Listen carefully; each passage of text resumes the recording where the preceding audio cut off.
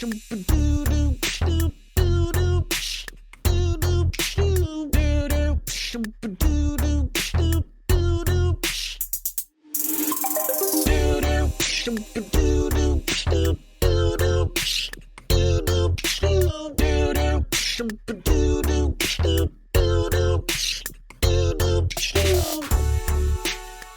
everybody, welcome to episode 80 of Tactical Crouch. This is your week 4 Overwatch League preview episode. We got some good ones this week. I'm KickedTripod, joined of course by Yiska and Volamel. We've got a ton to talk about, so we're gonna just jump right in. But before we do, big thank you to our patron producers. We got a long list. I gotta take a big breath. Battlecrab, Maid, Pin, Lolshin, Charlie L, Audio Compass, Porkchop Sammy, and Kasha67. Kasha67 adding on to the list, just like we talked about on Monday, Yiska. It's getting there. Nice. True. I saw like one guy. I guess we're going to mention him later, even though I'm not sure what his name is. But on Discord, he's called Choke. And he was asking, wanted to catch a live show, and he apparently is also a new patron. You mean Chonk? So, Chonk, sorry. Chonk? Why am I... Too much Houston, dude. Too much Houston. Went from Chonk to Choke. Yep. I get what you did there. Fair enough. Yeah, so... Yeah. The family's growing. If you like the show, want to support, go to patreon.com/tacticalcrouch. We got some cool perks, great Discord, a nice civil channel where you can discuss Overwatch League and Overwatch and podcast things in, and it's a nice, fun space with people who have strong opinions that are very nice about them. And yeah, patreon.com/tacticalcrouch. You can also watch the shows record live Monday and Wednesday at 11 a.m. Pacific time at twitch.tv/KickedTripod. If you miss it, don't get to see it live, we're on YouTube, Google Podcast, iTunes, Spotify, anywhere that you can download a podcast, you can watch or listen to the show. All right, let's jump into it a little bit. 132 is out on PTR. Joe, I think I saw your tweet. You got to play a little bit of this, huh? No, not at all. I don't play this game in the slightest, but I like thinking about it. And I thought that I thought you nothing was going to change. No.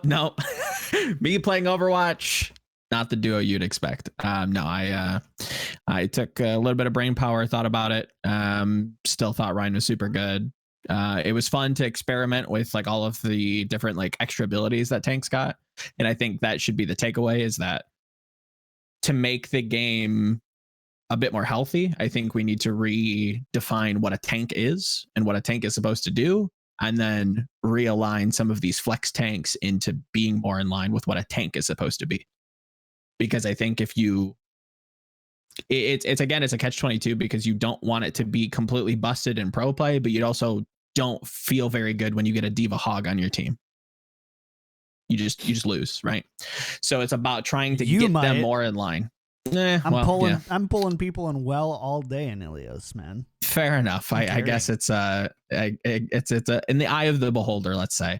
But I think it's just more bringing flex tanks more in line and defining what a tank is a little bit better. I think that should be the takeaway here.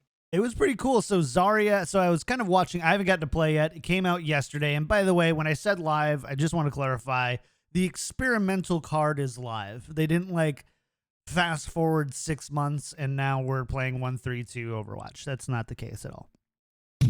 So settle down.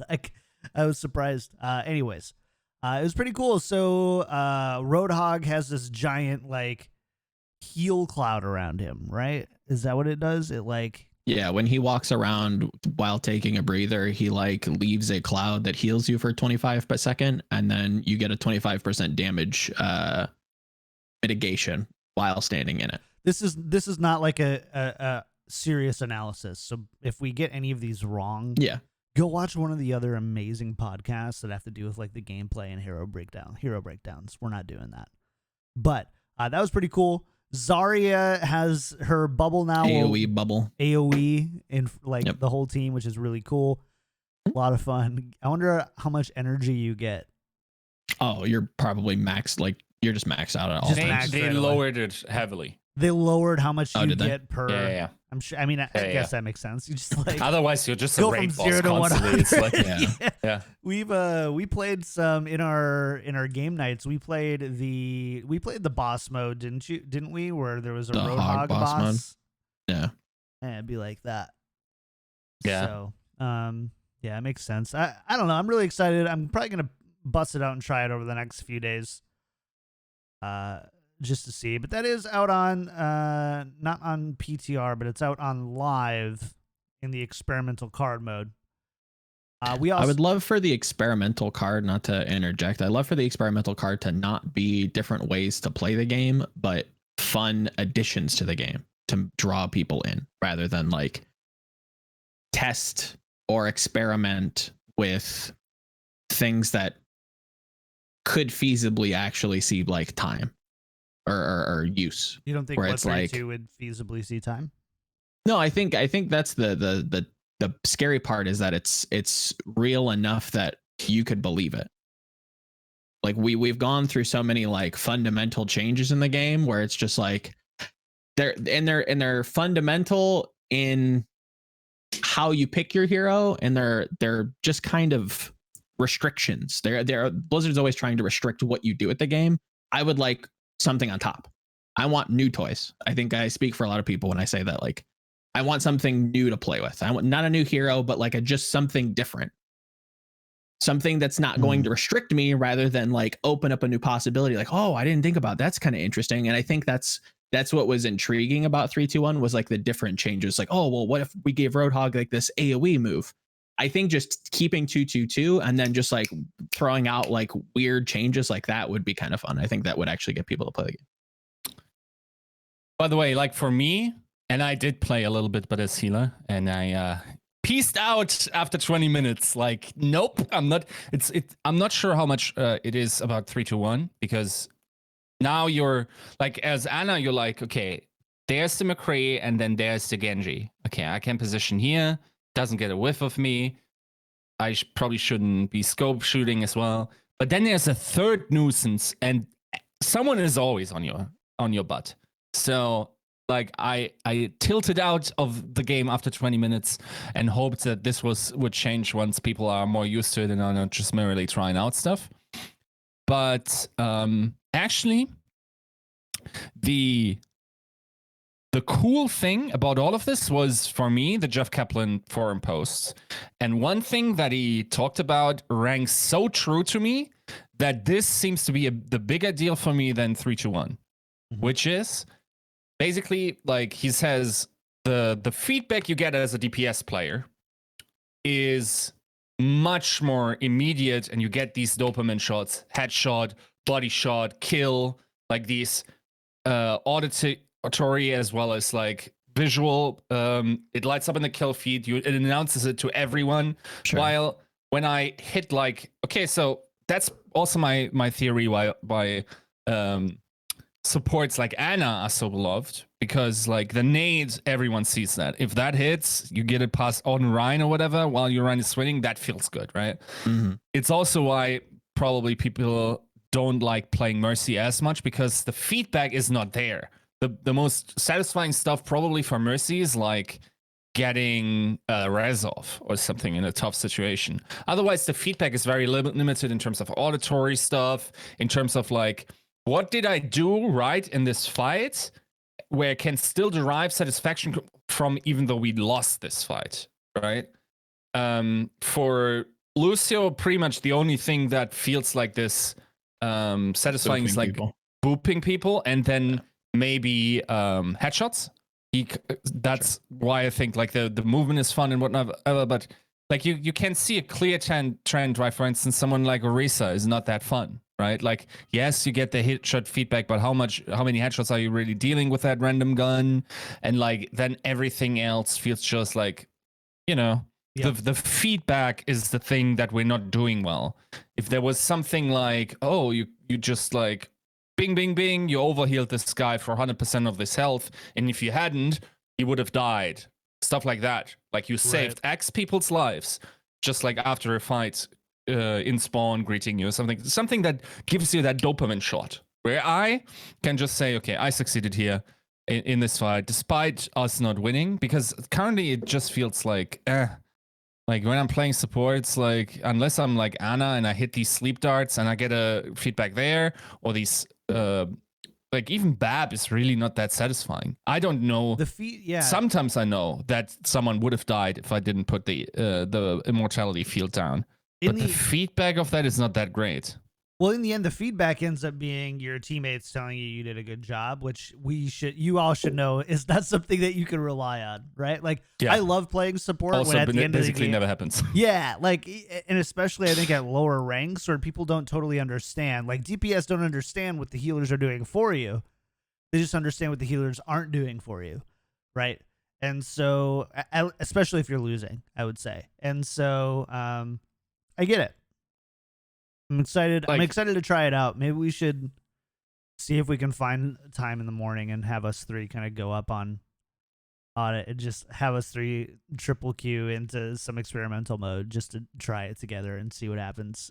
Interesting enough, there's kind of a little bit of an outrage on Reddit because the tank queue times ended up being plus 10 minutes. Obnoxious. Yeah, they ended up being really long, and let's be real, everyone's trying to try out the new heroes. Everyone wants to play the new off tanks, the ones with these kind of big changes, but that's going to even out. Oh, yeah, it'll definitely even out, but it goes back to my point. It's just like, that's new toys. I want to try the new toys. We have new toys. Like, let me try out the new Roadhog. I want to see what that feels like. I'm going to try the new Zarya. That's what the experimental car should be, not restricting people. Stop restricting people and how they play your game. Give them new tools. Give them new toys to play with. You'll see people come back. Yeah. It's we're not going to spend too much time on this. We're not that's not the type of podcast that we are. But it is live to play, and we'll let you know maybe on Monday if we sit down and find a couple, half an hour to play together. We're busy people, okay? Get off us. Pick'ems. We do have our own High Noon Pick'em League at highnoon.gg. Go to the featured leagues tab, and you'll see Tactical Crouch Pick'ems. I'm doing all right. I'm at 15. I'm in like the top 20 or so. Joe, you're at 13.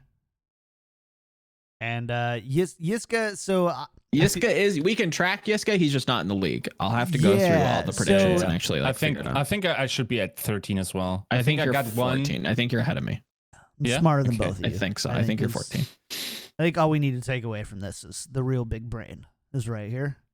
When it comes down to the macro, what matters the most in Overwatch League analysis? Predicting winners of matches. That's what makes a good analyst, is what I say. So come hang out with us, though. Ton of fun. We're like the second or third largest league on the site. We're giving away Tactical Crouch merch to the top 5 finishers. So come join us.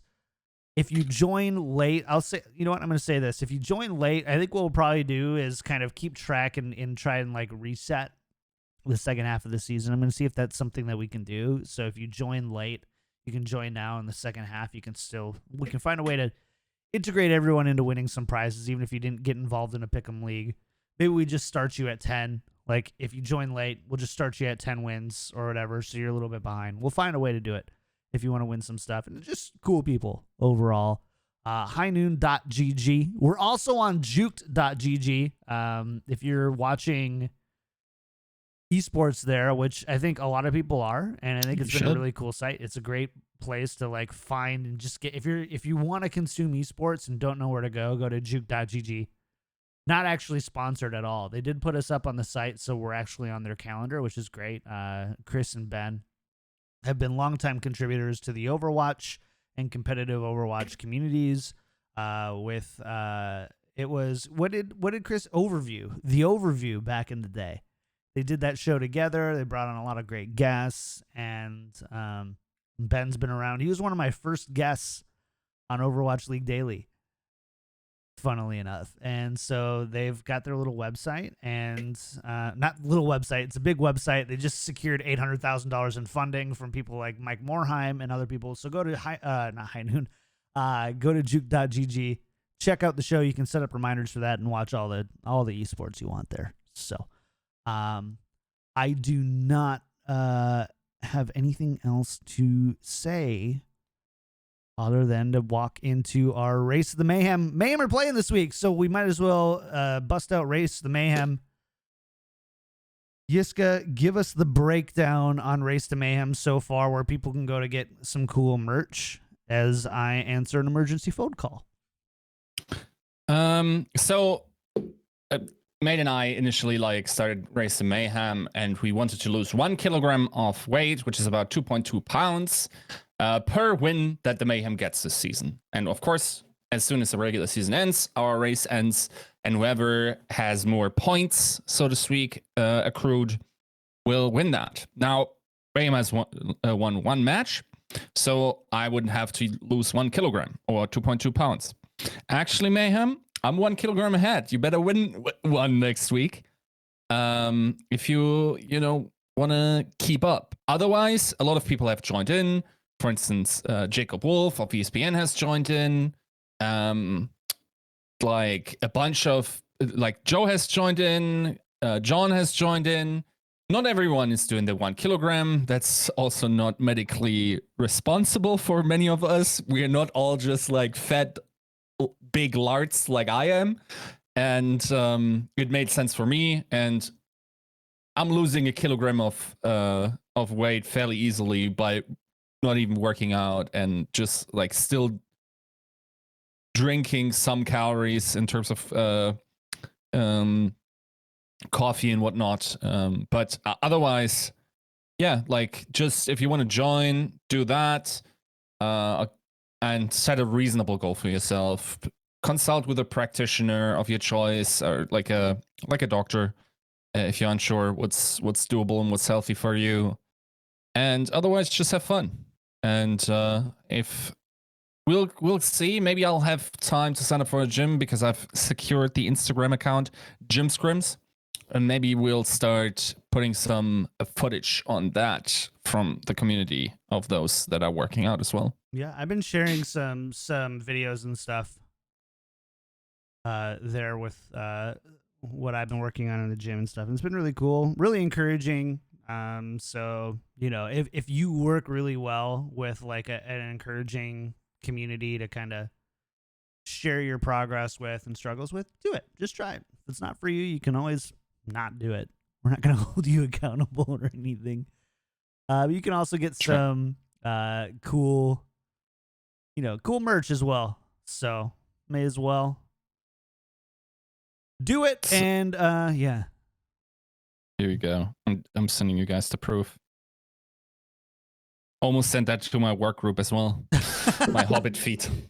Those Hobbit feet, man. Those German Hobbit feet.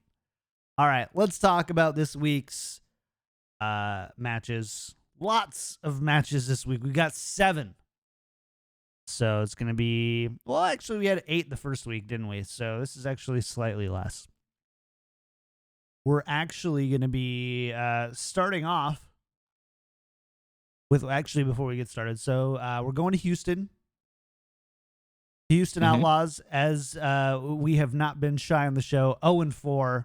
Far and away the worst performing team so far, just from a statistical standpoint. And who they lost to, yeah.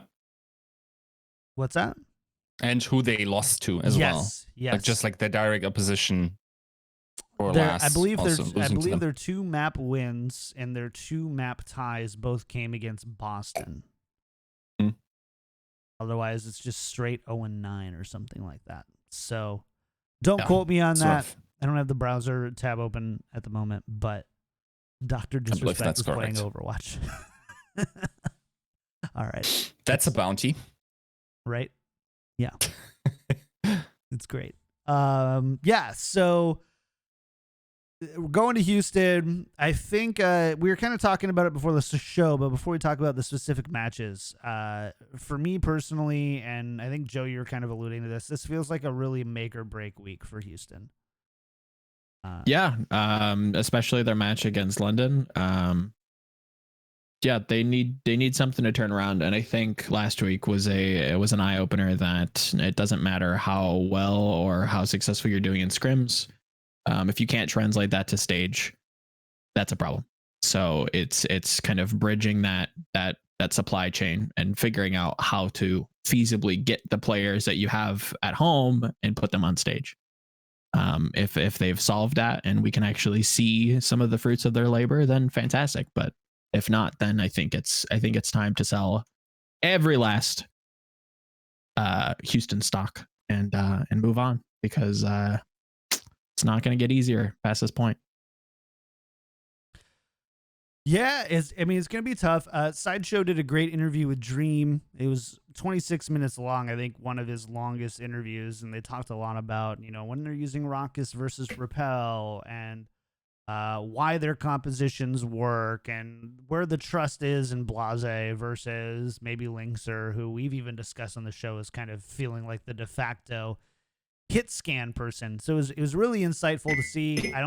I personally was satisfied with the responses. I know not everybody was, but I give a lot of respect to Dream, because for somebody who's like just gotten in to esports, like expert, just verbal jujitsu, just like saying enough but not saying everything, like answering the question but like really not like putting his job on the line. Like he rolled with Sideshow in that interview very well, so I do have to give him a nod there. But me personally, obviously I want to know like every little detail, so I think we're hoping to have Dream and or Harsha on during their break after this one of these days, yeah. And so we're hoping to make that happen, and we'll put them in the hot seat. We'll grill them, don't you worry. But until then, this is going to be a big one for Houston. Our first match happens on Saturday at 12 p.m. Pacific time. Is going to be between NYXL and the Florida Mayhem. Joe, you said to look for this one to be closer than it appears. I think this is upset territory. I'm not saying there will be, but I think if there's going to be a match that you can predict to be an upset, or one of the few matches that could be an upset, this might be one of the two this weekend. The Mayhem are a little weird, right? We can agree with that. They're playing weird supports. They have a weird style. They're a little bit slower than most teams. New York, on the other hand, they seem like a good post-half team. They want to come in. They want to kind of feel you out. They want to throw, a ball on that first pitch and see how you're standing. They want to measure you up, and then Sabiolbe and the coaches come in. And I think that's probably why he's seeing a lot of play, is because they're still trying to iron out this more proactive style. He's kind of an arm for the coaches. I think he really rallies the team around and brings that leadership to help them in those weird situations. Go back and look at their Philly match. Look at the two games pre-half and then look at the post-half. I think they're completely different. I do think Sabiolbe gets a lot of hate on his McCree, and while it's not great, it ain't that bad. It's not horrible. That's not why. I don't think that's why they lost against Philly. No. I right? think it was coordination. I think it was who are you being an absolute disc golfer and being a new term I'm going to call the wall golf, where you wall and then you golf. No more of that. I think people are really starting to catch on. I think Poco, I think Nevix on Defiant, they're coming up, and they're coming to snag your blizzards. Like it's you have to be a little bit more cognizant of when you're throwing your ults. So that has to change.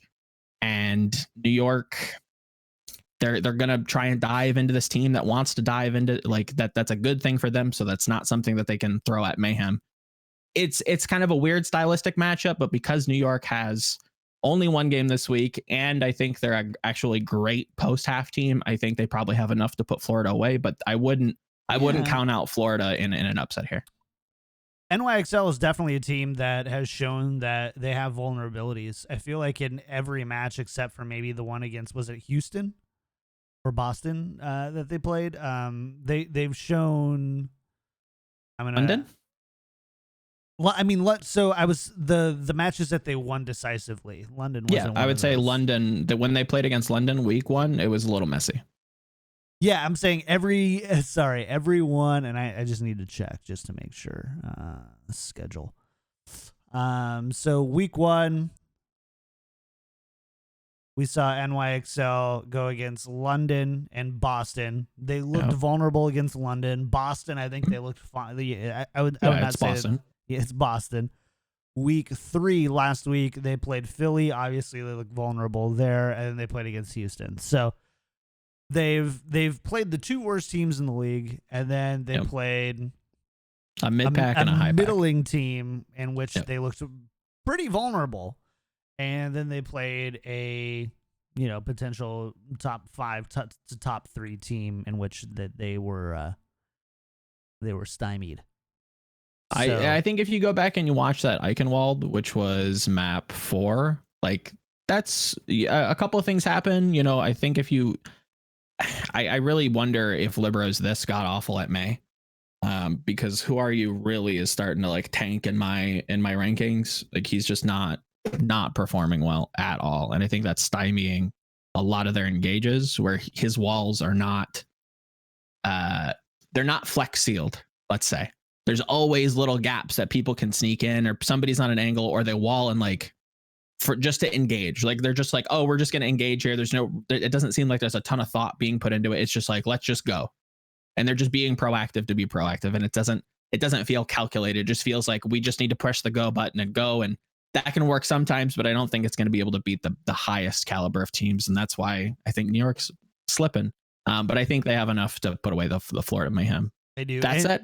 It's possible for an upset. I would say. I think this is one of them. Just to reiterate, because every week we have this question, these odds are not presented by, but they are taken from Odds Portal, which is a odds aggregate site. They aggregate a bunch of odds from a bunch of different betting sites to kind of give us a rough mean. So that's where those are coming from. And it's always interesting to see. We love the discussions going on in chat. These are not by us. So what are the odds for this one? Odds for this one are 78-22 NYXL.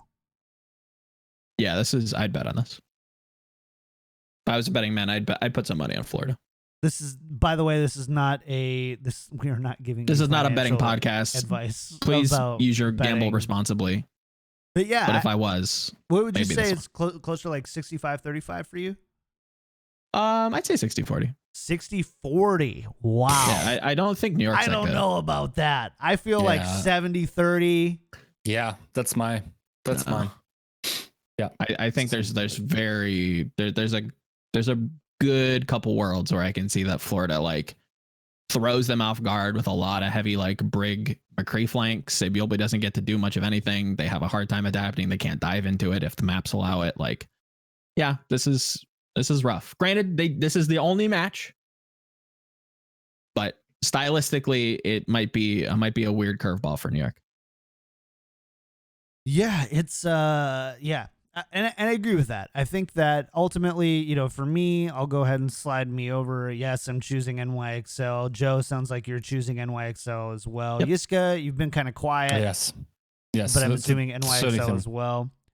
So, Yiska, for you then, is there anywhere where you think that Mayhem tips the scale against NYXL?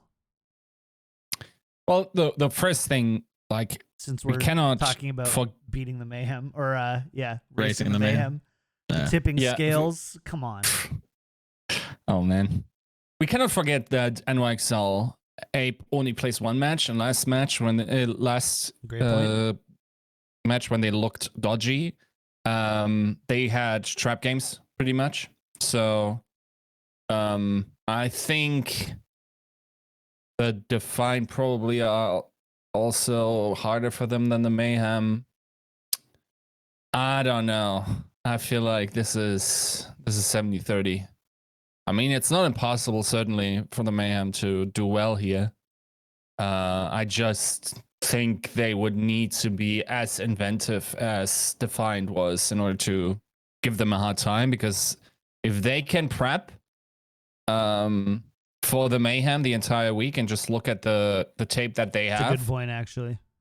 Then they cannot play the vanilla stuff. And I would have to look at the maps, because sometimes it's weird. Like the map pools sometimes are like you play only like one map of the maps you've never played before, or stuff like that. or sometimes like you can practice all the maps and you're playing all of them one weekend. And I feel like that's sort of a big deal. And I would have to look at that. But yeah, I think generally the Mayhem need to be very inventive. And I'm not sure if they wouldn't be better served in prepping for London than for the NYXL. That's a good point. How do you feel about how important do you think that the May matchup is? I think we've highlighted a bit in the past, and I think some people have, overestimated how important the May match is. We've talked about who are you, and have nagged on him a little bit, and you've got Yaki on the other side playing May for the Florida Mayhem. Joe, is this an important matchup, do you think, at the May? Yeah, I think so. I think it's probably one of the most important heroes at the moment. Finding, valuable walls, being able to position correctly, knowing when and where to flank. Finding value consistently with your blizzards, which, to be fair to who are you, there's been more time spent watching him than we've spent watching Yaki, just because they've played more matches. That said, from what I've seen from Yaki, it's not that much better, but it feels like a little bit more coherent. Instead of just like the go button's been pressed, I throw my ult and I hope, or I just throw it. Like there was a point on when they were playing against Philly on Havana last, where it's that long stretch of like lane, and he just wings it past like the payload and just straight. Like once there's like a pixel, once it leaves his hand, it's just eaten. It's just like the diva's right in front of you, dog. Like you can't do that. Like you got to use your eyes. I do it in gold all the time. Yeah, well, pro tip, don't do that. Here we go. Fair enough. Gold Thanks shot. for the pro tip. Yeah. So I think that this one should be relatively a safe one for NYXL. I do kind of worry. Like I don't know we do know the pop-off potential of Saya player, obviously. And having that there could make this be a really challenging few maps for the maps that he's in over BQB, right? Yep. So there are Havana. definitely worlds in which I could see, and especially if they take an early map and NYXL unravels. I think that's exactly what happens. I think they lose control, map 2 looks shaky, and then they come post half and it looks way better. I think after the half, again, this is going to be the narrative that I'm testing. They're a pretty good They're team. very good. Again, go back and watch that Philly game. They look way more like decisive. Like they're still engaging to engage, but they're all engaging. And they kind of shut down flanks, and they're just all one way or the other. And I think that put Philly on the back foot, and they were forced to adapt a little bit. And I think a lot of those maps were, a couple decisions away from actually losing for Philly. Which again, if you go back and look at those predictions last preview show, again, there was a split house. A lot of people thought NYXL was going to win. A lot of people, not so many people, thought that Philly was going to win. Wow, so what a humble gloat right there. Again, that's where Joe the Joracle comes in. Sure. Yeah, I mean, a lot of people also thought Nene would play, so it's true. Who thought Saya players, or who said say Bilby was going to play? I can't remember who that was. Oh, weird. Oh, what is your thoughts on Libro's absence? Congratulations on being wrong. That's Lord, dude. That's Lord. What's your what's your thoughts on I forget who said it, but ultimately Libro's absence was purely a meta one. Oh, IMT. Yeah, it's okay. NYXL said that in the Hanzo meta, like in season 1. Like you just admit you don't know what to do with this kid. Like he's just too good. Just sell him. Just get rid of him. Dude, I agree that I think Libero not playing is not as big of an issue for me as SBB playing against Carpe, bro. Like that's just asking for it. Know. And to expect like if their game plan was that Carpe would constantly flank and they would somehow like be able to catch him off guard, they didn't watch the Washington series. Yeah. Carpe wasn't constantly flanking against them. against Corey. He definitely put some respect on his name, and it ended up being the right call. Like, I feel like that the read they made was already proven wrong by that series. Yeah. I think that's a good point. We'll have to see. We're only in week 4. It seems to have played a maximum of 4 matches. There's been different homestands of varying degrees of, I think, volatility. But I think it's a good point. Definitely something to put a pin in for sure, and see.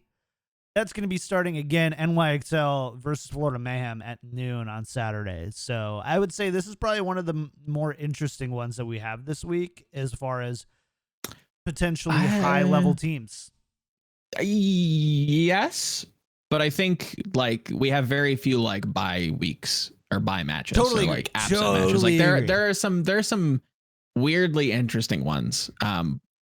Part and parcel with one of the teams that we're going to be talking about next. Well, let's talk about the next one. So coming up at 2:00 Pacific time, the Atlanta Reign make their season 3 debut. Their 12-man roster foaming at the teeth, I would have to guess, after 4 weeks of just no games. Super high expectations across the board. Definitely not rare to see them in the top 5 to the top 3 for a lot of people. The Atlanta Reign have an incredibly high expectation on them. This one, they're going up against the Toronto Defiance. The Atlanta Reign are favored 66-34 in this one, just to put the odds out there for the audio listeners. Toronto just had an expectation-shattering performance against the Philadelphia Fusion, taking them to map 5, almost completing the reverse sweep. So, Yiska, for you, let's get philosophical for a second. How important is this first match engaging the Atlanta Reign? I think the problem is that we still don't have a clear idea where we would put the Toronto Defiant in the overall table, and especially like we haven't seen the Asian teams. It is weird that we're getting to see a team that isn't from the Asian region so late into the stages, but that was always going to be the case even without Corona. So, and those the two teams that we largely haven't seen because of that, right, are the Gladiators and the Reign, right? Those are the two we saw Gladiators week 1, but one match against Vancouver. Yeah. Those are kind of the two Western teams that were supposed to spend a lot of time in Asia to start off the season.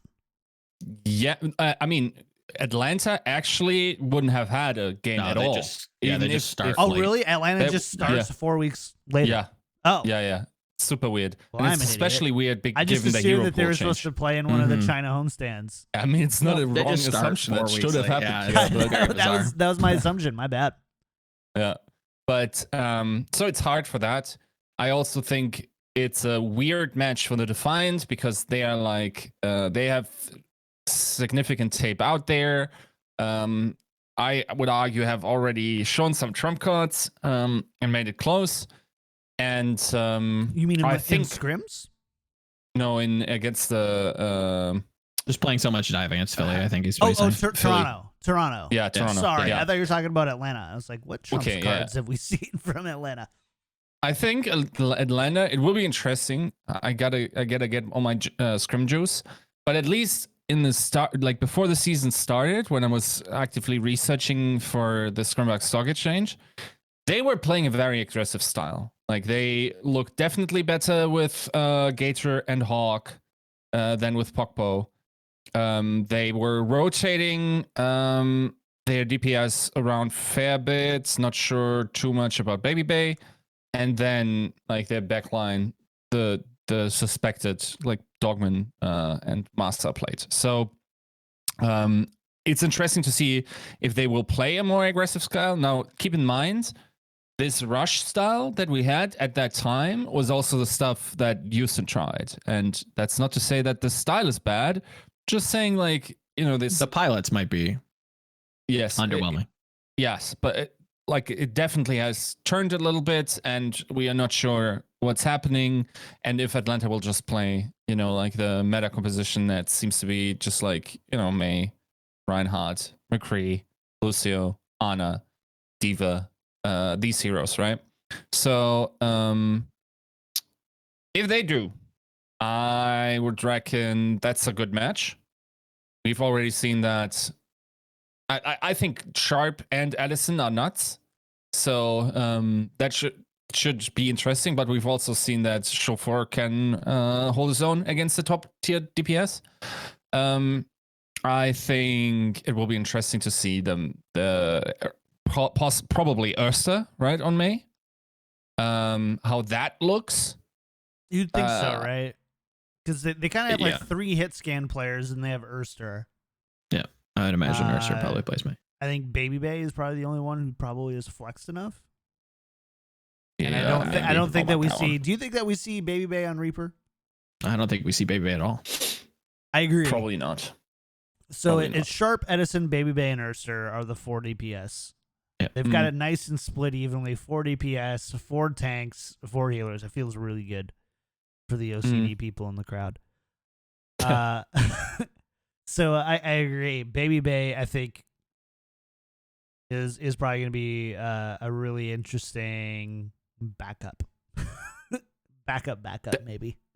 Yeah. That's actually a good point, because if there is a May that makes like cross map ultimates like this work, it would be Baby Bay, because for some reason that stuff also ended up being somehow good in goats, like because unpredictable, because nobody. I don't know if it was good, but it was effective. It worked. Yes, it was allowed to work. Yes. Okay, we can frame it that way. I think there's probably two. I think like Horizon Lunar Colony is a great example of a map where more aggressive, especially on offense, more aggressive DPS tend to do a little bit better. And like I wouldn't be surprised to see something like they try to throw in a Baby Bay there, but I don't think he sees. I don't know if we see Baby Bay.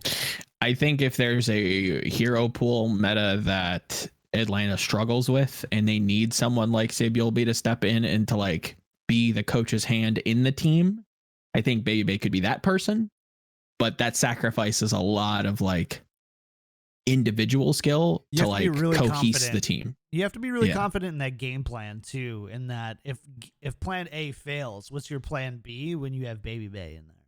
Right. Which I mean they've done well with before. I mean, go back and look at playoffs and look at Baby Bay on Reaper. Like he was kind of thrown to the wolves constantly, but they still found success because of that game plan, like John's saying. So yeah, it's possible to see him in the future. I wouldn't say this week though. I'd be very shocked to see him this week. Yeah. Excited to see just Atlanta Rain in general, right? Like week 1 was so exciting for so many reasons, but one of them was actually finally seeing who are we going to see, and we definitely were wrong about some of the teams and their starting sixes and how they were going to utilize their different players on different maps and in different map types. So it's going to be really interesting, I think, to see there. I think that we've kind of discussed Atlanta's DPS issue, or not issue, but situation. Situation is probably the right word to put it. They've got a lot going on there. What do you expect to see from the tank line from the Atlanta Rain, Joe? Gator, Hawk. I think that both of them can still play what the standard composition, like the Ryan Diva. They can play Ryan Arisa, and if for whatever reason they decide they want to play, like Ryan Sigma or some other weird stuff, like both of them are actually weirdly flexible. Gator, obviously one of the better Sigmas we saw in the playoffs last year. So I'd be a little weirded out to see anybody else in the tank line. Gator, Hawk seem like a lock to me. And let's just round it out then. So, what about? So they made some changes. Obviously, Masa is still there. Fire added kind of last minute. Kodak, another one added last minute. Dogman obviously is still there. What do you expect to see from the support?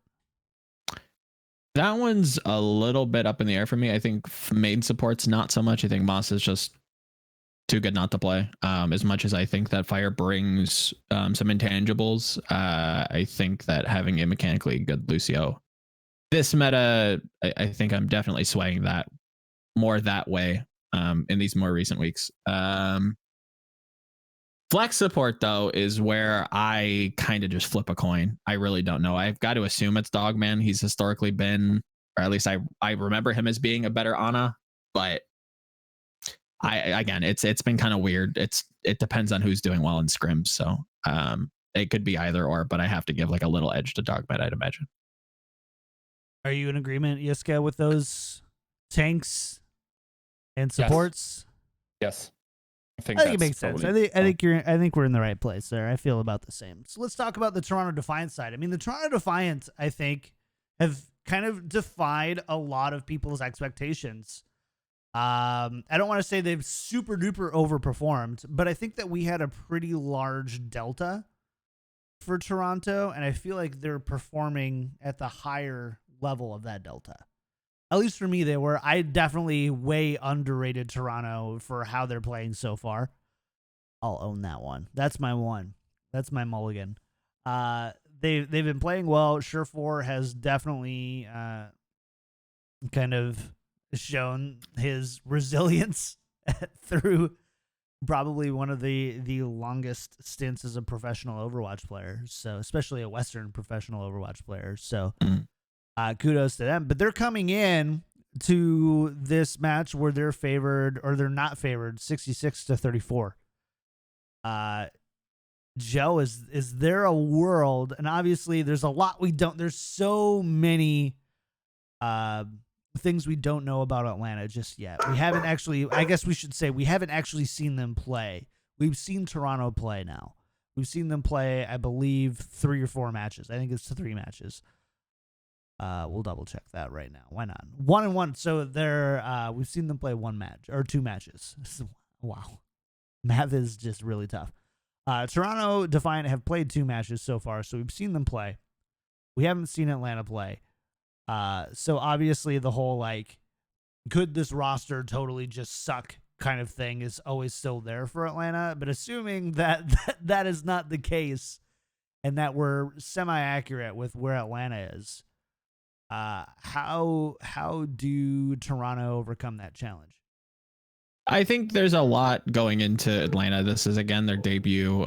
Toronto is a little weird, right? Like, they do play some different styles. They do play dive. They can still play standard. Surefour, like you said, can pop off when he needs to. So I wouldn't count them out. I think it's a great first match for Atlanta just to see exactly where they're at.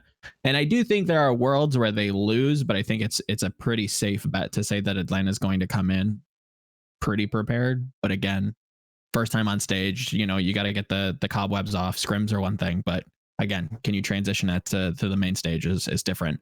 And then being able to level change with the Defiant and be able to match them on whatever they throw at you. Because again, they're kind of positioning themselves this season to kind of be that weird team that's just going to play what they think is good, even though other people necessarily aren't. So Seffi's it's really about good adapting. job. He does a really good job at walking the line between we're a meta team and we're like kind of the meta team, right? Where it's kind of a little bit kind of back and forth, and I don't want to say unorthodox because it's not like the Chengdu Hunters, where it's like you don't really know it's really hard to prepare for them. You know roughly what to expect, but the breadth is there, and the strategy coaches seem to do enough job to give that depth to their strategies to where they, seem to really surprise. And Toronto has kind of been that team for us so far, I think, in season 3. Yeah, they're a little weird. I don't know that I don't think I'd go as far as to say that we won't ever see kind of like that same storyline with Chengdu, just because of how rigid Goats was and how kind of just accepted it was. Fair. Like, we just play this and that's just the best. And if you do anything else, you're just, feeding. Fair. Great point.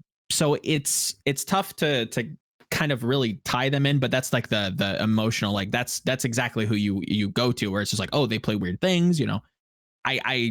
I sympathize with that, but it's so hard to talk about that because we haven't even seen like half the world yet. And the meta is still pretty open, and hero pools is going to be coming next Next week week. or this weekend. This weekend we have the lottery, so it's This weekend's the lottery. It's going to be announced on Watch Point, presumably the 30 minutes before, or do you think it's going to be the 30 minutes I think it's going to after? be after. Okay. I think it's going to be after. They'll probably extend the show a little bit. Wait, it has to be after. Well, it's not. Oh yeah, because it uses the Yeah. data from weeks 3 and 4. Yeah, you're Yeah. right.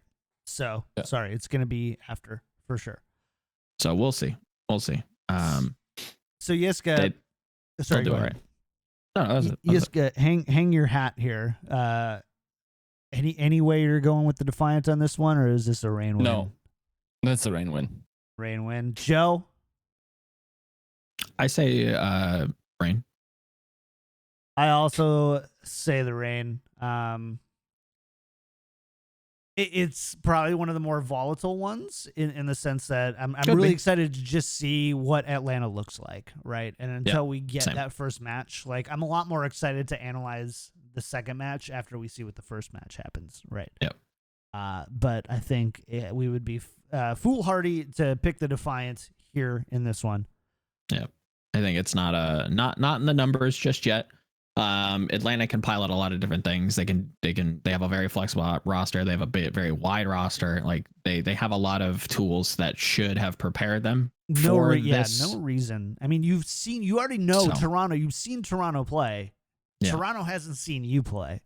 Toronto also has to prepare for the Outlaws, which we're going to talk about in a second, who I think that, they really might this week. They really might. But they're kind of NYXLing me, in which I'm like, but they got to win this one. It's like NYXL and playoff. Yeah, they got this, though. They got that. They've learned from that. So we're going to see. Let's talk about match number 3. The London Spitfire versus the Houston Outlaws. Now, this one is actually our third most lopsided match, but not by much. 81-19 in favor of the London Spitfire. Yeah, break out the red panties. We're going all in. What? We're going all in. We're getting some payday. Call up Mr. McGregor. Mr. McGregor. We're getting some scrim bucks. Yeah. Sure. So this is, and we're kind of discussing a little bit before the show. Joe, Yiska, I don't care which one of you take this one, but it sounds like Houston Don't say too might. much. Okay, fair enough. But do you believe that Houston might be turning a corner coming into their own homestand against a London Spitfire team that's been very polarizing in their results? They definitely they had a close one with NYXL to open up. They got stomped by Paris. Reverse sweep Paris. They reverse sweep the Justice with Shui and Cleston. So we're seeing a lot of different looks and a lot of different variables here. Is this a match that you think actually goes the distance? So, thing is, Outlaws never did really badly in scrims. They have an issue in translating what they do in scrims onto the server. And there are tangible reasons. And now they're playing at home, and presumably that means they have more practice than other teams, and they have less travel in terms of fatigue. So that should help them. They're still not cured, so they're still not healthy. According to Dream on Twitter, just a couple players. Still 3 players sick. Yeah, but he also says high. they are feeling good about it right now, and that's also what I heard from the scrim results. So I think 80-20 is way too high. Oh, it's ridiculous. But it's still a London game, of course. And that's the reason why I think it's too high. London there's a good chance that just London throws against anybody. They could play Boston and throw. Sure, but again, London has wins, and London has wins against people who won against Houston. Now, transitive property, blah, blah, blah. But London put something out there, and it's not bad. They didn't look bad against NYXL. They reverse sweeped Washington, impressively so. Sure. And I think you still gotta give it to London. Like, it would be unreasonable. Scrimbugs be damned, but like, you cannot. I don't know what kind of weight you assign to playing at home, even though like the last homestand should have taught you that it's not much. So yeah, I'm giving it to London, but it's more like a 65-35. Okay, fair enough. Joe, how do you feel, man? See, I've got that flipped. I think Houston took the toilet bowl and have identified what they need to, or have a plan on how to translate scrims to stage. I don't know that was the identified problem going into these more recent weeks, but I think now it's obvious. It's obvious to them that they have to figure out a way to put these results on stage, and they have found a plan to be able to do that. Like Yiska said, optimism is high from the coaching staff, so that's definitely a good sign. And again, this is London, who isn't the cleanest team in the world. This is a team that is messy all over the place. Yes, they beat Justice, but again, I don't think Justice is like some sort of good team. Like I think they're still bottom 5. They're still not a great team. Mm-hmm. Yes, they reverse sweep them. That can say something about your mentals, but that also can say something about Justice mentals, because they were also sick. So I'm still not entirely too sure where to place London. And I think if Houston is going to do it, it's going to be against the London Spitfire at home, 3-2, 65-35 kind of deal. Like, it's going to be a slobber knocker. It's going to be a barn burner. It's going to be a mess. But I think Houston walks out without some arms and legs, but they survive. Okay, so what makes you confident that they found something to translate it to actual matches? What kind of tangible evidence do you have for that? There's obviously none, right? It's the assumption that because we applaud this coaching staff, we know this coaching staff is good. If that's going to stand the test, they have to have found something by now. They have to have some sort of plan. Approaching this with the same plan, yeah, they're going to lose. That's why I have to give them the benefit of the doubt and say they've come up with something. I don't know what they've come up with. I'm not in those meetings. I'm not in those scrims. But when you're coming out and saying we're looking good, granted that can be some PR move, but I don't think these are the type of people to do that. Sure, but do you not have to also apply that same logic to Pavane and Agape? I don't have any sideshow videos with Pavane and Agape. You could. I think that because we've seen them consistently kind of be all over the place, where it's like in one match they can hold Justice at 4.31 meters, and then they can lose control 99 like both ways, or they can barely win out a clutch against Justice, who again I think isn't a great team. I think that was more or less Justice kind of throwing than London actually beating them in some cases, especially in some of those fights. So yeah, I don't put that as high as a lot of people do. I think it was impressive, but I think that was just a mess of a team, and I think this is another messy game, one that London can easily lose. And I'm gonna put a little mustard on the hot dog. I'm gonna say that Houston turns it around. I've got a little tighter margin. I'm at 58-42 in favor of the Houston Outlaws, and there's a few things. Number one, I think I believe the framework that Dream and Harsha have put in place. I think that they've got the right pieces and they've got the right idea. They haven't been able to execute. I think illness has been a big thing. And I don't think that they are just riding on that because it's an easy excuse. I feel like I know Dream well enough, and he's not. There's Dream and I have had many disagreements, but dude takes responsibility.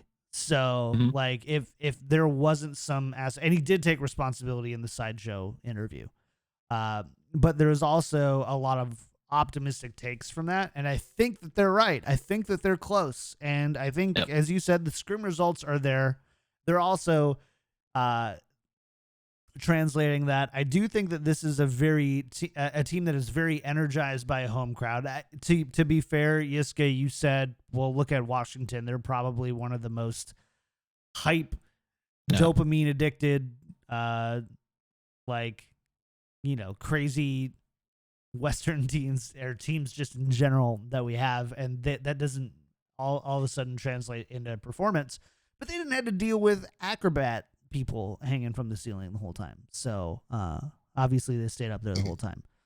So yeah, but that's how you get to the mentals. You just this is one aerial of those acrobatics.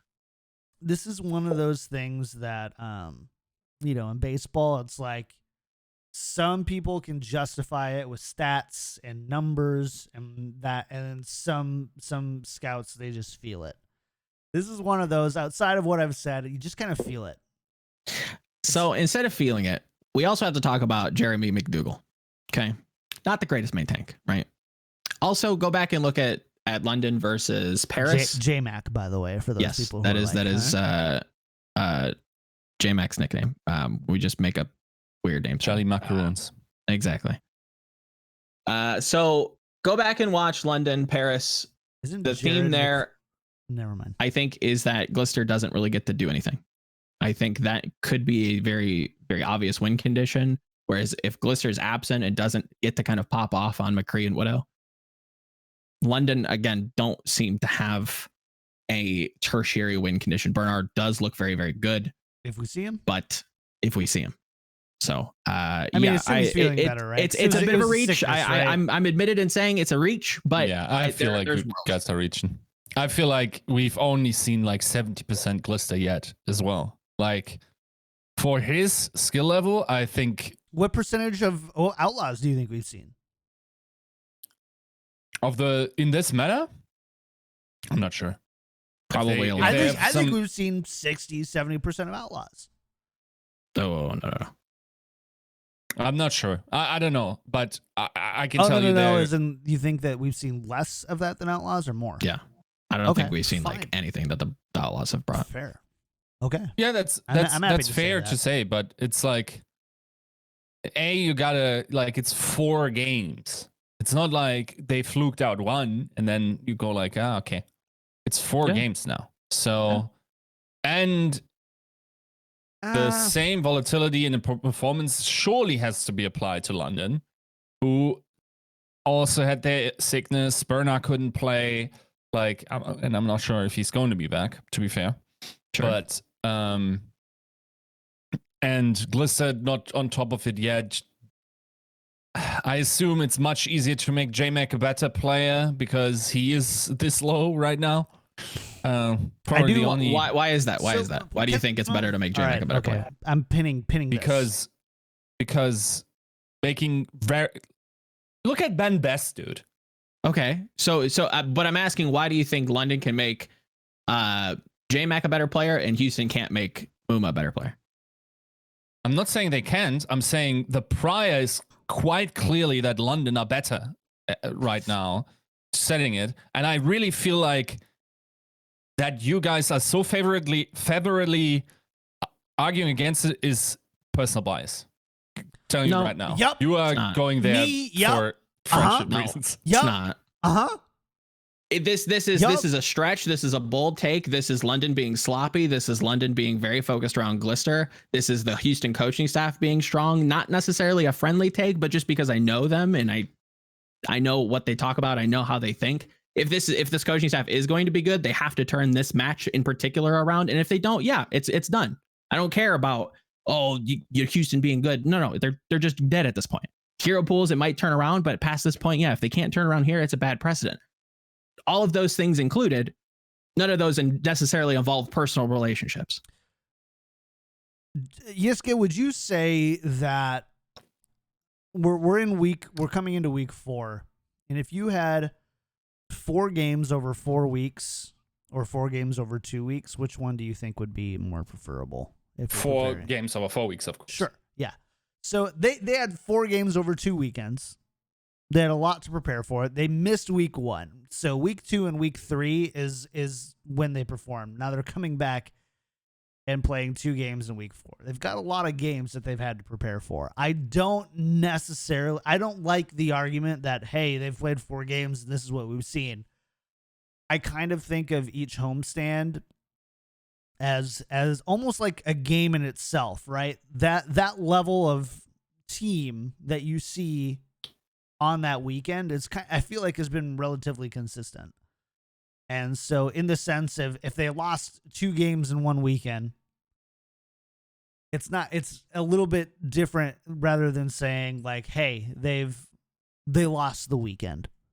Does that make sense? I know I explained that very poorly. I understand what you mean. That certainly it's basically like in 2 weeks, right? So there's less variance there, or like it's a weaker argument for that. But still, the precedent is set, and I would have to see extraordinary like factors coming in for me to value them higher. Like, fair enough. Need to see more from Blase.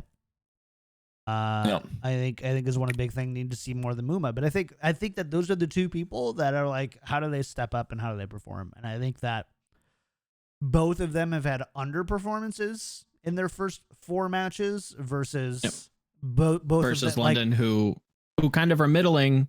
So in my mind, it's tough to take a middling team and improve them than it is to take a bottom team and make huge jumps. Would you agree with that? It's tough to improve 50% than it is to improve 0%. Yes.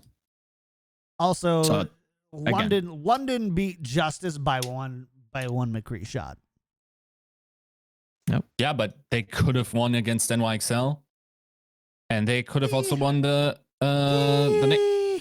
They were basically 2-0 and then through by the same margin that they won against Justice. Like, what was the other game they played? Paris, and they got creamed. I mean, sure, but Paris also apparently is. But that was that not Paris before Hanbin as well? Was Harris? It was. Paris I don't think Hanbin. it matters that much, but I don't know about that. Okay.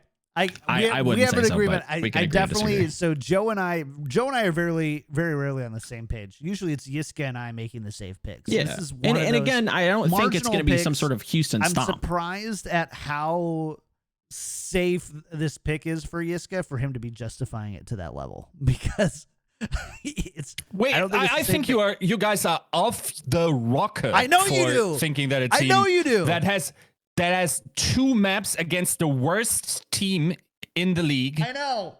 And I'm Like, it's dreading Monday. insane, I that am take. dreading Monday where I'm gonna have to come I don't back think here. it's that. And you're And you're probably wrong gonna now. be right. It doesn't matter what happens. You're wrong now. Okay. I don't know. I don't like. I think you're. Where do you put London right now? Give me a number. 15. And somehow Houston can't beat a 15th place team, and there's no possible Favored world. against them, no.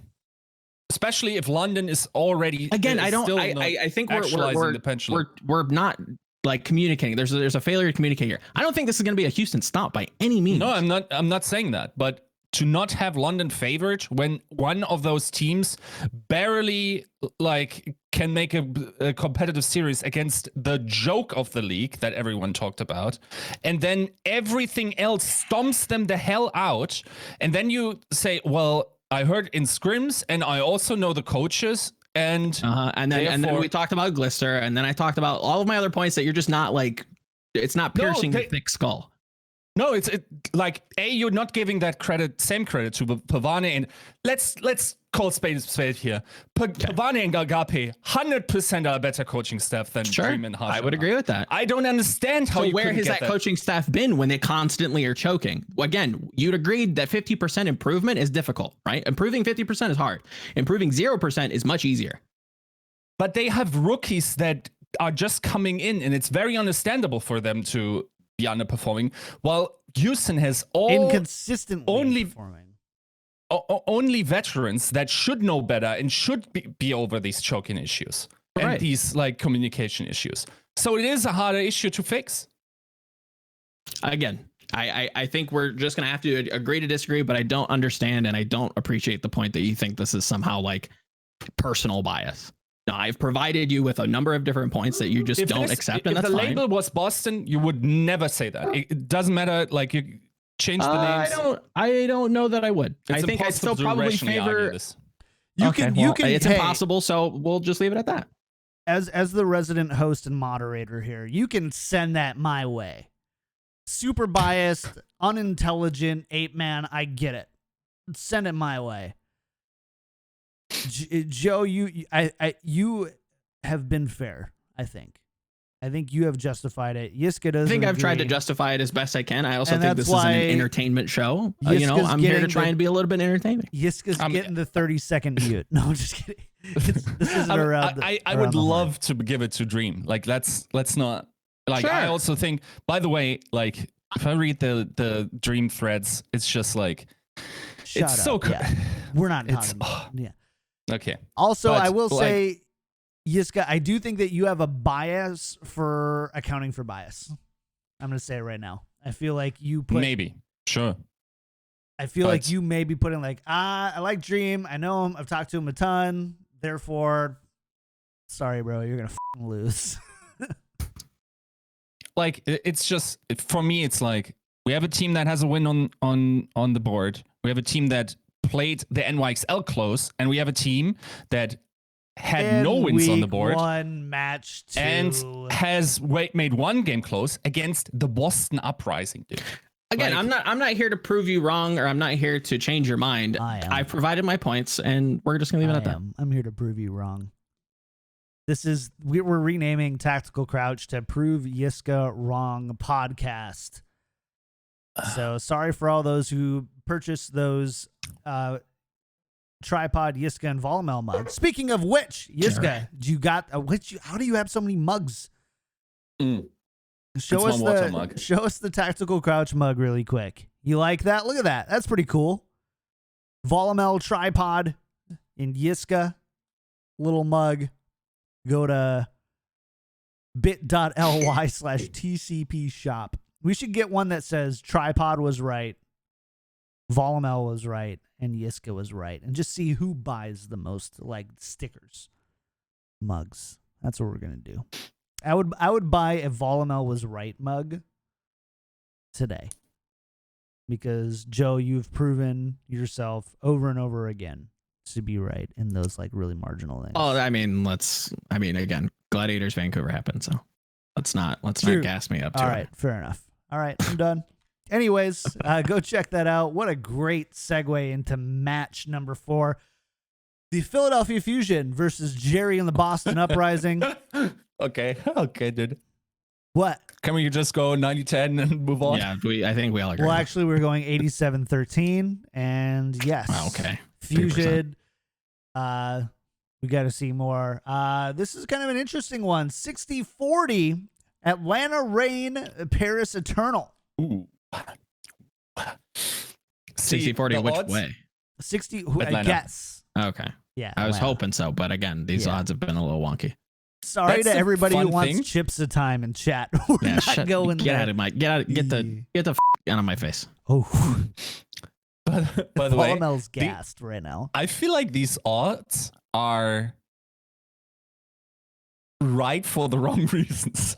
Like they are just probably like Their a power calculation rankings of like combined with yeah. their power rankings plus their current rankings. Yeah. I feel like Atlanta's percentage is probably a little bit too low, but honestly, like Paris has really has been surprised me, especially how they have turned some of their weaker members around. Ben Best doesn't look like J-Mac, dog.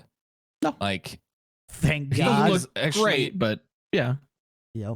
yeah, he looks like a legitimate contender. Nico looks nuts. Backline. Okay, so like when we did our power rankings, we didn't know about the FD God. I think that's a significant upgrade. He's actually a nutty player, like Funny Astro A and B. I think like just like in terms of how I conceptualize them, like both Korean, European flex supports coming in with a lot of hype, mechanically like nutty, and also well integrated into the system. And then yeah, I think that team is actually surprisingly good already. So 65 Atlanta, just because I think Atlanta is so nuts. And I think also I don't know about you, Joe. I have pretty high hopes for us as a May. Yeah. I think that, like we mentioned before, I think Atlanta can do a lot of different things. It depends on if they want to. Historically, they've been a little bit creative, let's say. But That said, I think they have a lot of pieces that fit this meta and should do well, whereas Paris is still kind of like ironing out communication, figuring out who's playing what. Again, a lot of this weird Sigma play on control that I'm still unsure on. Could be throwing teams off a little bit, but yeah, I think Atlanta is the safe bet here. No entertainment value here, no biases. I think Atlanta probably takes this. Fair enough. Atlanta would have to fall pretty hard on their face against Toronto for this to change, I think. Yeah. We obviously don't have that info now. No reason to go off of that assumption. So yeah, I think it could change. Like if they bomb out on Saturday, then maybe we revisit this. Who knows? We've seen some teams give us some really weird looks that don't make sense to us. Like who knows? We'll add that asterisk here and say that on paper this should be easily Atlanta for on every category. But should be. Dude, before I saw them, I thought Houston Outlaws were making mid-season tournament just because of their weak schedule. Yeah. And they basically have to win out. They probably would have gone gone 8-1. Right? Yeah. Now 8-1, 7-2. They would have to go 5-4 and hope that other teams just really underperform. Mm-hmm. Yeah, it's basically impossible. Yeah. I don't know how the math works out with so much of China and Korea out, but I would assume so. Okay, let's go to the next one then. That's going to be the London Spitfire versus the Florida Mayhem. This is 57-43. Joe, who do you think in favor of? 57-43. I'd hope it's Florida. It is not. It is not. That's weird, yeah. That's Isn't bizarre. that an interesting one? That's a little weird. But there again, is that like number of matches? 3? No, it's 2 and 2. I don't know. I don't know where they get these numbers. Yeah, 57-43 in favor of London. Don't know about that one. Personally, I'm on the Mayhem train on this one. I'll go first. This seems like a very winnable match for Florida. I think they've looked fine. I think we've seen some different variables with looks that we're seeing at the tank line and the DPS line, but I don't think that's made them look bad by any means. I think this is totally a winnable game, and I would say 57-43 the other way. Yeah. I'd round it up, but yeah. 60-40. Yeah. Sure, that's fine. Mm-hmm. I know that was a big leap. I know. I'll take the easy one, guys. Thanks. Yiska, same way. Joe. Yeah, no, I have Florida winning. Again, I think London's just messy.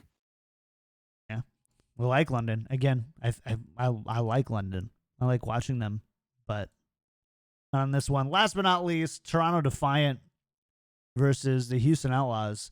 Interesting enough, this is our most one-sided match of the week. Actually, no, it's not. Sorry. Don't Boston play this week? Yeah, Fusion versus Boston. Mm-hmm. Yeah. So this is the second most lopsided one this week. Toronto Defiant 83, Houston Outlaws 17. Yeah. Is this again not one that Houston can win? Just can't happen.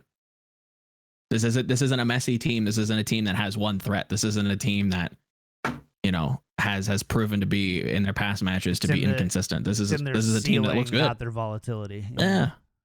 This is obviously Toronto. Like if you're going to call bias, like if I said Toronto here, I'd be like, what the hell is this guy talking about? He must be paid by Flame. Houston, right? Yeah. If I said Houston here, bold faced, like you'd be like, all right, paid by Flame. Nope, this guy's a shill. No, of course not. Fortunately, you have Barai to balance you out. Yeah. So yeah, I no matter if Houston win or lose, I don't think they beat the Defiant here. They would have to come out so decisively strong. They would have to like 3-0 London in one of the most decisive. Yeah, they'd have to be like a brand new team, and then even then, we're seeing a new look, new players. I don't know. You see Linkser in, they see the light, they're like, you know what? Let's just let Linkser a little bit, see what happens. It's not going to happen. Even with that. There's a game Real plan, there's a talk. playbook, and I think that they're going to stick to it. And I think that playbook is going to get them wins. Sure. Not against if they- Toronto in week 4. If they win this year, I believe in the 7th man, my dude. I believe in the green wall. That is true. They do have the 7th man. Toronto also it has to prepare against the Atlanta Rain. Who knows how much? Maybe that's a match that they think that they actually really have a chance for. They over prepare for that one, under prepare for Houston. Houston comes back on day 1 for a look, and boom. Know. But that's kind That's of only- that's kind of some Rain Man stuff. I don't think. Yeah, I think there's only so much preparation for a team that you haven't seen play yet and haven't seen tape. And also, like, let's be honest, if you actually know what they're playing in scrims, that's kind of scummy, dude. Like, that should never happen. I'm not saying it doesn't, and I'm not implicating anyone here in any scrim stuff, but you shouldn't be in the know what they're playing right now, right? Or who they're playing or whatever. You shouldn't, but I think that's just kind of, it comes with the territory of dealing with 18 to 24-year-olds without like a very mature practice culture, without like it's gonna get out. People talk, either, you know, things get shared or actual like tangible evidence gets shared. So it shouldn't, but you know, we still have teams trying to win scrims rather than practice. So Fair We'll enough. Scrims are important, man. How are you going to get signed to that real team if you aren't performing well in scrims on the bad team? There you have it. All right, chat. This has been a fun one. Thanks so much. It's been a fun one. Thank you so much for hanging out with us. Hope you had a good time. You can follow me everywhere at KickedTripod, Yiska at Yiska out, and Volamel at Volamel. Virtually everywhere on the internet. Follow the show at tactical_crouch on Twitter. Go to our Patreon, patreon.com/tacticalcrouch. Yiska, I think we got some new patrons this week, don't we? We do. And they are Kasha 67. Now, someone called 67 is sort of like, okay, which dad did we attract here? Like, is this an out dad? What's going on? I'm thinking this is like a high level memer that was just like, I'm gonna not put 69, I'm gonna put 67. 2 numbers off. They can't possibly think that it was that sex number. Maybe, yeah. Okay. Also, Casper H, Nathan P, Hunter Tane, and Josh D. Oh, thanks See so how much. I read so slowly just to vet the names, so I didn't run into a trap. Yep, got it. You did. Joe, I do believe we have 1 5-star iTunes review. Yes. Baby Blue, regular in the chat, gave us a little bit of a review. So thank you for that. And if you would like your shout out, please drop a 5-star iTunes review on whatever that platform is that nobody uses. And we'll shout you out. Loved the comment on that one, though, Blue, by the way. Very good. I think probably the best 5-star review ever written for the show. Nice. I would have to say. If you don't know, go read it for yourself. Just search for Tactical Crouch in iTunes. Read the most recent 5-star iTunes review. And while you're there, leave another 5-star iTunes review of your own. Really helps us jump up in that algorithm. Helps people know about the show. And we love saying your name on the show. So appreciate you. Other than that, let's go ahead and get out of here. Big thanks again to our patron producers: Battle Crab, Made, Pin, Lotion, Charlie L, Audio Compass, Pork Chop, Sammy, and Kasha 67. Thanks so much for supporting the show at such an incredible level. We really appreciate you all.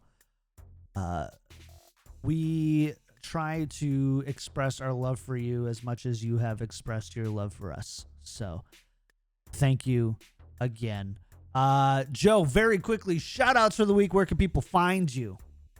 What do you got going on? All that good on stuff. all the socials at Volamel. That's Volamel. Posted a new video today. Worked on it most of last night, kind of talking about why I keep saying that the Philadelphia Fusion can carry from every role. Conceptualized that and showed you some cool clips. So that's on the YouTube. And then expect writing this week, expect predictions this weekend, and alternate Overwatch this weekend as well. So yeah, check it out.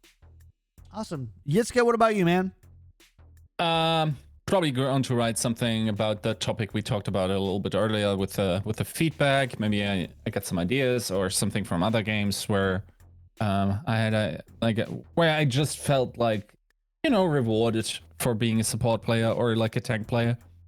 And otherwise, recap, maybe. We'll see if I got time for that. If so, probably just a short one. My pinhead has of course forgotten to put the straw polls out to have those matches evaluated, which is sad because we had a lot of good matches last week. So I'm probably going to do the evaluations myself.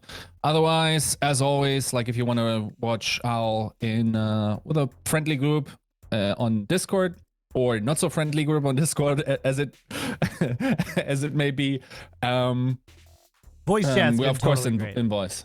Voice chat's been great, no problems. Yeah, voice chat is different, yes. Also because I can immediately swat down the mates and of this world. Yep. Fair enough. We try to do that in our game nights too. I've taken his admin powers now, so Vowels, you're safe too. Nice. Smart. As for me, you can find me everywhere at KickedTripod. I stream occasionally at twitch.tv/KickedTripod, so definitely come make sure to follow here. You can also see the show live Mondays and Wednesdays, 11 a.m. Pacific time. But other than that, that's all we got for you. Thanks for hanging out. You guys have been great. We love you. Have an awesome one. We'll be back for a brief post show right after the music. Have a great week. Enjoy the games this weekend. See you Monday.